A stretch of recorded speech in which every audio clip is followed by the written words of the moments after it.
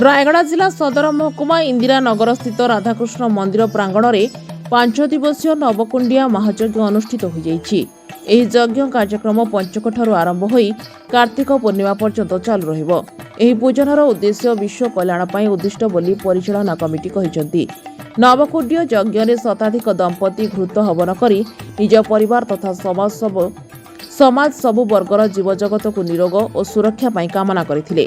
विश्व कल्याण साधना समितिर संस्थापक सिद्धगुरु जोगश्रींकर मार्गदर्शन तथा उपदेश रे परिचालित होतिला। एही अवसर रे देवा बहान षोडशोपचार मंडलदी पूजन कलश यात्रा हवन करा जायथिला।